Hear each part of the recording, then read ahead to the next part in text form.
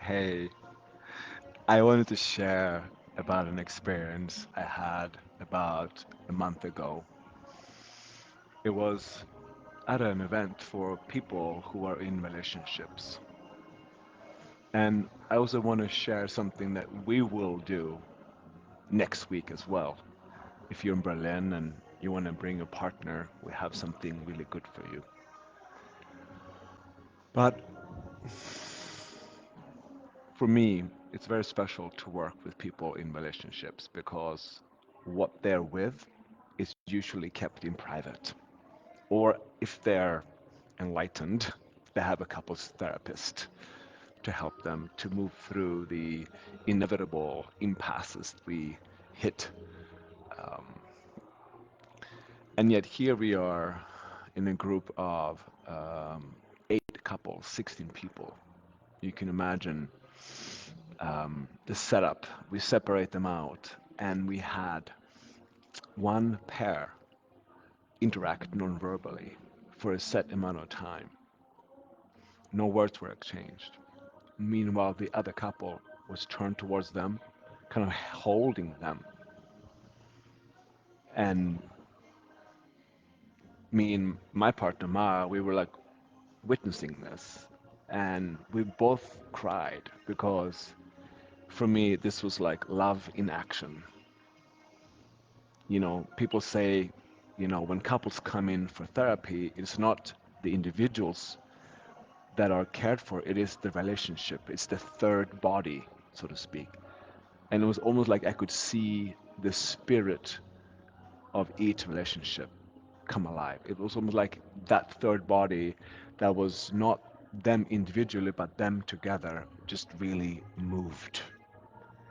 So I felt like I was sitting by an altar of love and just saying, thank you. Thank you for doing the work to devote your life to truth, to love, to this moment, to this shared, impeccable, precious moment, and to let us be with you. It was like, yeah, it was a very spiritual moment for me and for Mara, which really also just solidified the gifts that we want to share with the world. And we want to continue to utilize this nonverbal dimension as a baseline because in our 2+ year relationship, we've really come to learn that unless we let our bodies talk, once we've shared and been heard and shared emotions and been felt, um, there's often a residue. That's not necessarily so much about the present moment, but it's more about what was stirred up. Perhaps a belief system, perhaps a trauma, whatever it might be, something is still stuck in the system. And if we can allow that to be met, to be felt, to be heard, to be seen, then it's almost like an animal inside of us that can be welcomed. And then once that has been welcomed in different ways that we've come up with, harmony will just rise because now there are no more like conflicts, there are no more contradictions. There's nothing more to talk about. Now we can step into this moment together and just kind of feel our way to what wants to happen now based upon what's in the present moment. And I think what this really helps with is that it basically unplugs the fuel for resentments. The fuel that goes into eventually, "Oh, you always, you never." Like I don't have that currently, Knock on wood, But I believe it's because we are letting these unconscious dimensions speak and move and be welcomed.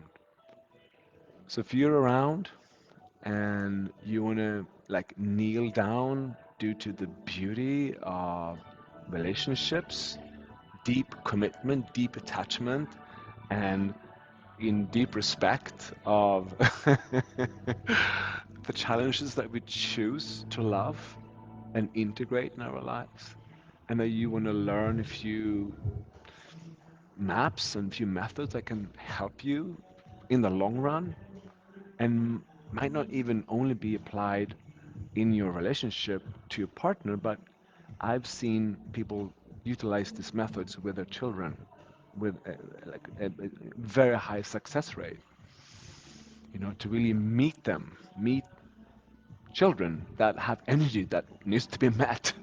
And once that is met versus talked about or, you know, fixed or coached or, you know, given an advice about, it's like, now we can play. Great. So, anyhow, I hope to see you the 1st of February. Ciao.